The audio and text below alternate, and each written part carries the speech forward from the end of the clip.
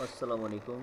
Chapter number 16, long question, alternating current through capacitor. Very very important. Topic को start करने से पहले capacitor का थोड़ा सा रिव्यू लेता चलूँ। आप लोगों को पहले पढ़ा चुका हूँ चैप्टर नंबर 12 में कि कैपेसिटर क्या होता है। तो याद रखिएगा, ऐसा इलेक्ट्रॉनिक डिवाइस जो यूज़ किया जाता है, किस मकसद के लिए यूज़ किया जाता है? स्टोर करने के लिए। क्या चीज़ स्टोर करता है? ये स्टोर करता है हमारे पास इलेक्ट्रिकल एनर्जी। उसे हम नाम देते हैं कैपेसिटर। का डायग्राम देख सकते हैं आप, सर्किट डायग्राम। ये ऑल्टरनेटिंग करंट का सोर्स है, साथ उसके बल्ब अटैच है, रजिस्टर के तौर पर काम करेगा। उसके साथ अटैच किया हमने कैपेसिटर और स्विच। सारे के सारे ये कंपोनेंट्स किस तरह कनेक्टेड किए गए हैं? सीरीज़ के अंदर ये कनेक्ट किए गए हैं। और यहाँ मैंने एक डायग्राम ड्रॉ किया दो पोर्शन के अंदर। एक को हमने नाम दिया चार्जिंग, एक को नाम दिया डिस्चार्जिंग का। यहाँ करंट क्लॉकवाइज फ्लो कर रहा है, यहाँ करंट एंटी क्लॉकवाइज। भाई एक तरफ चार्जिंग में चार्ज स्टोर होता जा रहा है, तो उस तरफ डेफिनेटली वही चार्ज स्टोर हो गया क्लॉकवाइज में। अब वो एंटी क्लॉकवाइज में क्या होगा? डी स्टोर होगा। अब ये कह सकते हैं एक में चार्ज स्टोर हो रहा है यानी चार्ज हो रहा है, दूसरे में डी स्टोर हो रहा है यानी डिस्चार्ज हो रहा है। अब ये चार्जिंग और डिस्चार्जिंग के कॉन्सेप्ट एसी थ्रू कैपेसिटर में कैसे है उसको मैं नीचे डिस्कस करता हूँ। आप उसे देख सकते हैं यहाँ पर। For any instant of time value of capacitance is given by, ये आप लोगों ने रिजल्ट पढ़ा हुआ है चैप्टर नंबर 12 के अंदर। Q directly proportional to V. जब वोल्टेज बढ़ेगा तो डेफिनेटली हमारे पास क्यू भी क्या होगा? बढ़ेगा। तो क्यू के बढ़ने से वोल्टेज भी बढ़ता है। आप लोगों को पहले बता चुका हूँ मैं कि जब हमारे पास वोल्टेज एनर्जी ज़्यादा होगी तो उस वक्त चार्ज का फ्लो भी क्या होता है? ज़्यादा। और जब वोल्टेज एनर्जी कम होती है तो चार्ज का फ्लो भी क्या होगा? कम। प्रोपोर्शनलिटी खत्म करते हैं तो यहाँ पर क्या है? Constant factor, that is called capacitance, Q equals to C V. और यहाँ we know that V equals to V not sine theta, वही फार्मूला जो चैप्टर 15 के एसी जनरेटर बार बार यूज़ हो रहा है यहाँ पर। तो V equals to V not sine theta या V equals to V not sine omega t. Use it in equation number 1। Equation 1 क्या थी? Q equals to C V. तो Q equals to C V के अंदर आपने V की ये value put कर देनी। सी क्यू वैसे क्या वैसी, सी वैसे, और V की जगह पर V not sine omega t या वी नॉट साइन थीटा। तो रिजल्ट बन गया Q equals to C V not omega t. Equation number 1 ये शो करवाती है Q and V both are directly proportional to each other. ये जो equation number 1 मैंने यहाँ पर बनाई है कि Q directly proportional to V है या Q equals to C V है, तो ये शो करवा रही है कि Q directly proportional to V। Charge बढ़ेगा तो वोल्टेज बढ़ेगा, ठीक है। और अगर चार्ज बढ़ रहा है, वोल्टेज बढ़ रहा है, तो इसका मतलब both will remain in phase. कौन कौन सी चीज़ फेज में रहेगी? क्यू भी और वी भी। और हम लास्ट टाइम जो टॉपिक पढ़ा था रजिस्टर वाला, उसमें क्या इन फेज था? उसमें वोल्टेज और करंट इन फेज था। लेकिन आज हमारे पास जो इन फेज है वो चार्ज और वोल्टेज है, वो रजिस्टर था और ये कैपेसिटर। यहाँ पर इक्वेशन देख सकते हैं आप। हम जानते हैं करंट का फॉर्मूला क्या होता है? I equal to Q over t, rate of flow of charge. और यहाँ लिखा मैंने एक बड़ी इंपॉर्टेंट चीज़ कि स्लोप ऑफ आई यानी करंट का जो स्लोप है at any instant of time, वो हमें दो बातें बताता है। मैक्सिमम वैल्यू बताएगा, किसकी maximum value? Q T, charge और टाइम के ग्राफ की। या वो हमें बताएगा ज़ीरो वैल्यू बताएगा वो क्यू टी ग्राफ की। यानी ग्राफ की क्यू टी जो वैल्यू है वो दो हैं, एक मैक्सिमम और एक ज़ीरो। तो हमें करंट की स्लोप दो रिजल्ट देगी, मैक्सिमम देती है या फिर ज़ीरो देती है। और वो मैक्सिमम और ज़ीरो वैल्यू जो करंट हमें दे रहा है वो किस स्लोप की दे रहा है, किस ग्राफ की दे रहा है? वो इस ग्राफ का जो क्यू और टी पर डिपेंड करता है। नीचे डायग्राम मैंने बनाई हुई है, वो आप देख सकते हैं। यहाँ ज़रा गौर करें। स्लोप का फार्मूला होता है, फर्स्ट में आप पढ़ चुके हैं कि स्लोप किसके इक्वल होती है? टेंजेंट के इक्वल, जो टेन थीटा है। और टेंजेंट या टेन थीटा का फार्मूला आप जानते हैं। Some people have curly brown hair through proper brushes. तो प्रॉपर ब्रशेज में टेन थीटा जो है पी ओवर बी यानी perpendicular base y over x. और यहाँ पर ये टेंजेंट है, ये वाला टेंजेंट है, ये पॉइंट टेंजेंट है, ये टेंजेंट, ये सारे के सारे जो मैंने यहाँ पर थोड़े से बोल्ड किए हुए वो सारे क्या हैं? टेंजेंट पॉइंट्स हैं। इस टेंजेंट पॉइंट के ऊपर हमने जब टेंजेंट ड्रॉ किया, ये टेंजेंट है, तो हमारे पास दो कंपोनेंट बन गए, एक एक्स एक वाई। जैसे यहाँ देखिए ये टेंजेंट ड्रॉ किया, ये एक्स और ये वाई। तो अब परपेंडिकुलर बेस में slope tan theta equals to y over x. Y क्या है? देखिए वर्टिकल एक्सिस पे चार्ज है और एक्स एक्सिस पे क्या है? टाइम है। तो क्यू ओवर टी किसके बराबर हो गया? आई के। मैंने आप लोगों को अभी ऊपर बताया कि हमें स्लोप जो है, ये दोबारा रिपीट करो कि slope of current at any instant of time दो वैल्यूज़ देगा, चार्ज और टाइम की ग्राफ की, या ज़ीरो देगा या मैक्सिमम। अब ये ज़ीरो और मैक्सिमम कैसे है? कहीं पर ये वैल्यू ज़ीरो है, कहीं मैक्सिमम है, कहीं ज़ीरो है, कहीं मैक्सिमम। ये वैल्यू वेरी कर रही है, फ्लक्चुएट कर रही है, क्योंकि ये ऑल्टरनेटिंग करंट है। अब इसी चीज़ को, चार्ज और टाइम को हमने डिस्कस नहीं करना। हमारा तो ताल्लुक है ही वोल्टेज और करंट से। जैसे रजिस्टर में हमने वी और आई के ग्राफ को डिस्कस किया था, वैसे यहाँ पर भी वी और आई के ग्राफ को डिस्कस करेंगे। तो ग्राफ को डिस्कस करता हूँ। यहाँ डायग्राम से डरिएगा मत, बहुत ईजी डायग्राम है। ये देखिए ज़रा, वोल्टेज और चार्ज का जो रिलेशन आ रहा है, अभी हमने पढ़ा, मैंने वो पढ़ाया भी है आप लोगों को कि Q directly proportional to V, chapter 12 में भी पढ़ा है कैपेसिटर वाले टॉपिक में। चार्ज बढ़ेगा तो वोल्टेज बढ़ेगा, चार्ज कम तो वोल्टेज कम, चार्ज बढ़ेगा तो वोल्टेज बढ़ेगा, दोनों डायरेक्टली प्रोपोर्शनल नहीं है।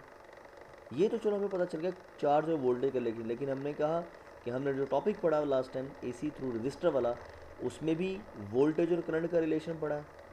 आज वाले टॉपिक में AC थ्रू कैपेसिटर में भी हम वोल्टेज और करंट का रिलेशन पढ़ेंगे, क्योंकि ये तो Q और V का है, लेकिन हमने V और I का रिलेशन पढ़ना है।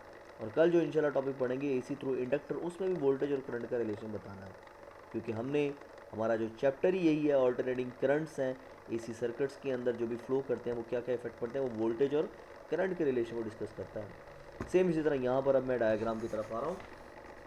यहाँ देख सकते हैं आप, Q और V वाला जो ग्राफ है, Q कॉन्टिन्यूस ब्लू लाइन और V डॉटेड लाइन वोल्टेज की, एक चार्ज की एक वोल्टेज की।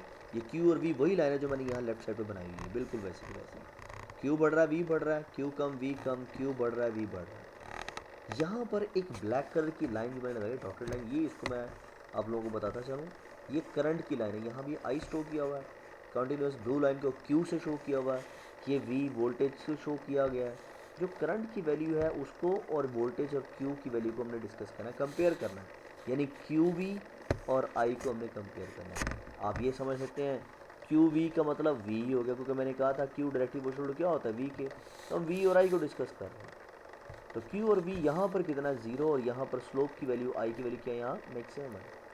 अब करंट π/2 है, तो आप गौर कर सकते हैं, करंट π/2, तो वोल्टेज कितना है यहाँ, जीरो। ये वोल्टेज है, ये वोल्टेज की लाइन में जीरो है, लेकिन यहाँ पर करंट क्या है, मैक्सिमम। क्यों है करंट मैक्सिमम? याद रखिएगा, ये कैपेसिटर का एक डिवाइस है, और कैपेसिटर के डिवाइस की एक प्रॉपर्टी होती है कि ये करंट को अलाउ करता है अपने अंदर से, और इसमें करंट हमेशा लीडिंग क्वांटिटी रहती है और वोल्टेज हमेशा लैगिंग क्वांटिटी। और करंट को अलाउ करता है, कौन से करंट को अलाउ करता है, ये AC करंट को अलाउ करेगा और डायरेक्ट करंट को ब्लॉक करता है, क्योंकि इसके दरमियान में इंसुलेटर पड़ा होता है। इंसुलेटर की दोनों साइड्स के ऊपर जो करंट स्टोर होता है वो एक डायरेक्शन वाला करंट नहीं होता, बल्कि मल्टी डायरेक्शन वाला ऑल्टरनेटिंग करंट होता है, इसलिए AC स्टोर होता जाता है, और DC अगर हम पास करें तो वो ब्लॉक होता जाएगा। तो हम ये कहते हैं कि करंट अपनी एक वैल्यू की वजह से एक पॉइंट के ऊपर वो स्टोर होता जाएगा, तो वो करंट ऑल्टरनेटिंग करंट है, इसलिए हम कहते हैं करंट स्टोर होता है इसमें, और वो अलाउ भी होता है पास करने के लिए, वो ऑल्टरनेटिंग है, लेकिन डायरेक्ट करंट पास नहीं होता। अब ये करंट जो स्टोर होता है वो मैक्सिमम वैल्यू पर कितना हो गया, π/2, वहाँ वो चार्ज वोल्टेज कितना हो गया, जीरो। अब आगे बढ़ते हैं, करंट मैक्सिमम, वोल्टेज जीरो। इधर देखेगा अब वोल्टेज की लाइन, ये जो सर्कल मैंने ड्रॉ किया हुआ जहाँ जहाँ, ये सारा का सारा वोल्टेज को शो कराएगा। अब वोल्टेज π/2 है, वोल्टेज मैक्सिमम हो गया, तो करंट देखें कितना हो गया हमारे पास, पाई। आगे चलते हैं, हमारे पास वोल्टेज की लाइन पाई पर आ गई है, तो करंट की लाइन किस पर आ गई है, 3π/2 पर। आगे सर्कुलर लाइन में देखें, वोल्टेज की लाइन आ गई 3π/2 पर, तो करंट की लाइन किस पे आ गई, 2π पर। आगे करंट की वैल्यू 5π/2 पर, तो वोल्टेज की लाइन 2π पर। आप यहाँ जो मैंने दरम्यान में लाइन्स ड्रॉ किया, आप इसको देख सकते हैं, किसी भी दो लाइन्स के दरम्यान गैप चेक कर रहे हैं, और ये एंगल कैसे, ये 90 है, ये 180, ये 270, ये 360, और 360 में फिर वही बात, आप 90 जमा करें तो हमारे पास कितना हो जाएगा, 450। तो एंगल्स में 90 ऐड करते जा रहे हैं, और हम डिफरेंस जब चेक करते हैं वोल्टेज का और करंट का, तो आप यहाँ देखें, ये π/2 और पाई, ये 90 है π/2, और ये 180, 180 में 90 गया, कितना बचा, 90, यानी π/2 बच गया। इनका गैप कितना आया, 90। इधर आ जाए, 270 और 180 गैप कितना आया, 90।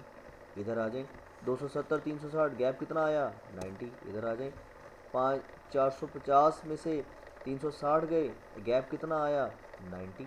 तो ये मैंने सॉल्व भी किया हुआ है, ये इस पॉइंट को 5π/2 और 2π को सॉल्व किया, एलसीएम 2 आ गया, 5π - 4π दैट इज इक्वल टू 5/2। तो ये π/2 हमेशा एंगल डिफरेंस आ रहा है किसी भी वैल्यू के दरमियान, कौन कौन सी वैल्यू, v के दरमियान और i के दरमियान।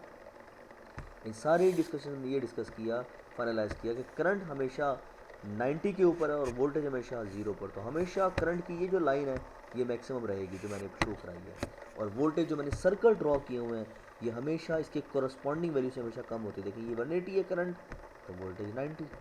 ये देखिए करंट 270 है, वोल्टेज 180। यहाँ आ जाए, करंट 450 है, तो वोल्टेज यहाँ पर 360 है। अगर वो 450 है, ये 360 है, तो 450 वाली मैक्सिमम वैल्यू करंट की है, एंड पर देखें तब भी करंट मैक्सिमम, स्टार्ट में देखें तब भी करंट क्या हुआ मैक्सिमम। तो करंट क्या कर गया, इस पूरी क्वांटिटी में लीड कर गया और वोल्टेज क्या कर गया, लैग कर गया। यह मैं लिखा हुआ है 8.0 स्लोप मैक्सिमम है, so current will be maximum and so on. This current gives values या वेरिएशन ऑफ एसी है, और इसको वेक्टर डायग्राम से एक्सप्लेन किया। पहले मैंने सर्किट डायग्राम ड्रॉ की, फिर फेज डायग्राम, और अब वेक्टर डायग्राम। लेकिन ये वेक्टर डायग्राम किस किस के मैंने वी और आई के मैंने, ये आप देख सकते हैं करंट लीड कर रहा है, क्योंकि मैंने बताया था आपको करंट मैक्सिमम है, और ये वोल्टेज क्या कर रहा है, लैग। तो जो वैल्यू लीडिंग करेगी वर्टिकल एक्सिस पर हम इसको शो करवा रहे हैं, तो वो हमारे पास करंट आई हो गया और वोल्टेज हमारे पास लैग कर गया।